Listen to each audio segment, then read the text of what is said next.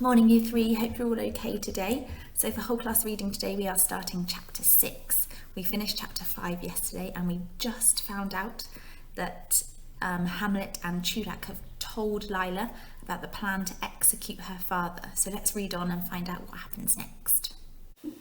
Okay, so today we're reading chapter 6, so you need to turn to page 85.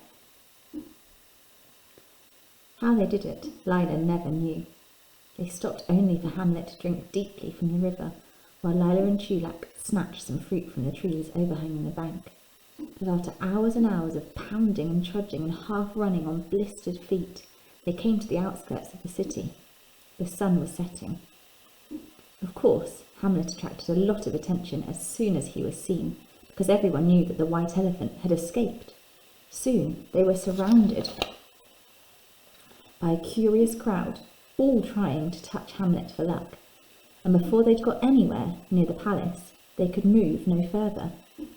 Lila was nearly weeping with fear and impatience. "Have they killed my father yet? Is Lauchen still alive?" she asked, but no one knew.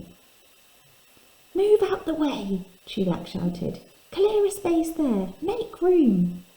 But they could only move forwards an inch at a time. Chulak could feel Hamlet getting angry, and he feared he wouldn't be able to control him. He stroked the elephant's trunk to try and keep him calm. Then they heard shouts and the clash of swords from somewhere ahead, and the crowd parted at once. Word had reached the palace, and the king had sent his special and particular bodyguard to escort Hamlet back to his royal home. Escort? What do you think that might mean? So the king has sent somebody to Hamlet to escort him back, so that just means to take him back. "About time too," said Chulak to the general in charge. "Come on, we're in a hurry. Clear the streets and stand aside."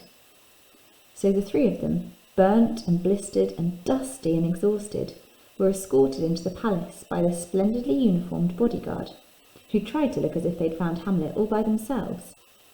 Poor Lila's heart was beating like a bird caught in a net. "Prostrate yourselves," said the special and particular general. "Grovel, faces to the ground, especially yours, boy." It's a funny phrase, isn't it? Prostrate yourselves. So that just means to lie down with your face turned down to the ground. So it's like you're grovelling. It's almost like you're begging. They knelt on the stones of the courtyard in the light of the flaming torches, and the special and particular guard lined up to present arms as the king came in. His Majesty stood in front of them. Lila could see his golden sandals, and then her anxiety got too much for her, and she knelt up and said in anguish, "Please, your Majesty, my father Lauchen, is he still alive?" Anguish. So that's just telling us that she's really worried. She's suffering because she's worried so much. The king looked down sternly. "He will die tomorrow morning," he said. "There is only one penalty for what he has done." "Oh, please spare his life. It was my fault, not his at all. I ran away without telling him and—" "Enough," said the king, and he was so frightening that she stopped, just like that. Then he turned to Chulak. "Who are you?" he said. Chulak got up at once, but before he could begin to speak, a special and particular guard forced him down again. "I'm Chulak, your Majesty," he said. "Can I look up? It's not easy to speak with a foot on my neck." The king nodded, and the guard stood back. Chulak knelt up beside Lila and said, "That's better, you see, your Majesty. I'm the elephant's special and particular groom, in a manner of speaking. He's a delicate beast, and if he's handled wrong, there's no end of trouble. And as soon as I found out he'd escaped, I set off at once, your Majesty. I swam across the river, and I climbed mountains, and fought my way through the jungle, and—" Suddenly, all the breath was knocked from Chulak's body, and he sprawled on the ground. Again, something soft had knocked him in the middle of the back, and he knew it was Hamlet's trunk. Hamlet had never done that to him before, and he rolled over in surprise to see the elephant giving him a special and particular look, and then he realised what he must do. He struggled up again and faced the king. "Your Majesty, the elephant has just made a request. He and I have got this unusual way of communicating, you see. He is asking for an audience, alone with your majesty." Even the special and particular general could hardly restrain a snigger at the idea of an animal asking to speak to the king. But he changed it into a cough when the king glared at him. A snigger. What do you think a snigger might be then? So the general couldn't restrain a snigger, so he couldn't hold it in at this idea of an animal asking to speak. Guess it's a strange idea, isn't it? So a snigger is like a laugh, but it's like you're laughing quietly and being quite disrespectful as well. "Alone?" the king said to Chulak.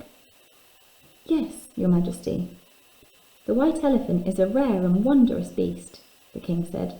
"For his sake I shall grant his request, and if it turns out that you are playing a joke on me, you may be certain that tomorrow morning you will have very little to laugh about.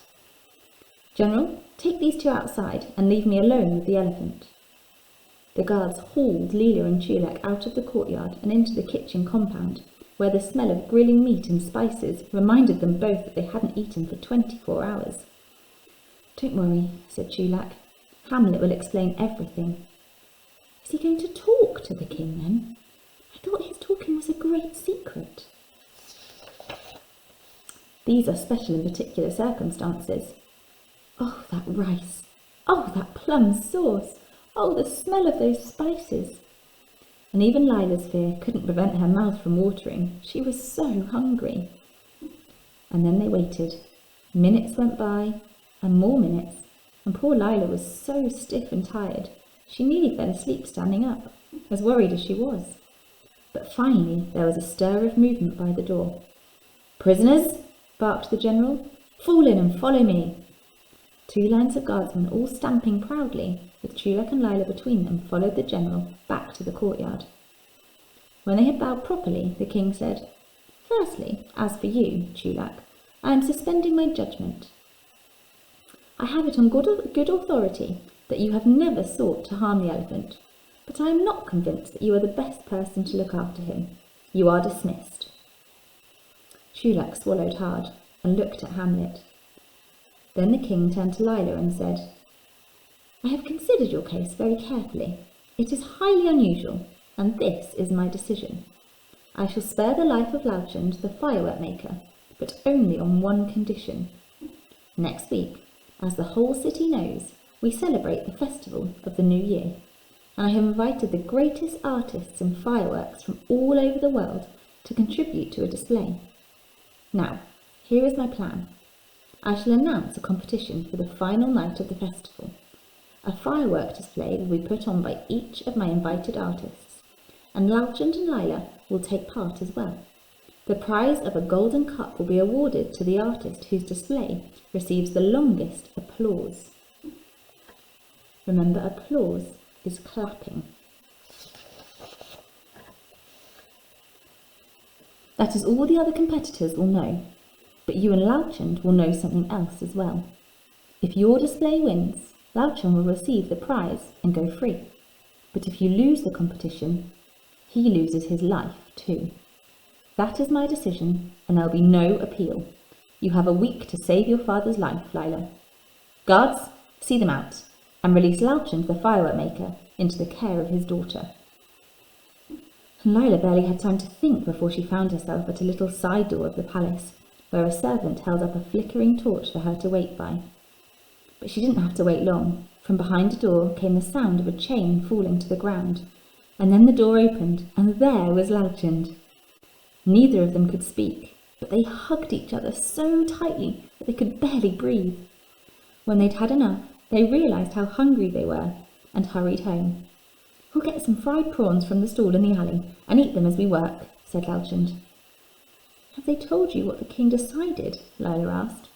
"Yes, but I'm not worried. We'll have to work as we've never worked before, but we can do it." And Lila forgot all about the royal sulphur and the 3 gifts. There was no time to wonder about them now. She hurried into the workshop with some dishes of rice and prawns and fried vegetables, and they scooped them up absent-mindedly as they worked. It's a funny phrase, isn't it? Absent-mindedly.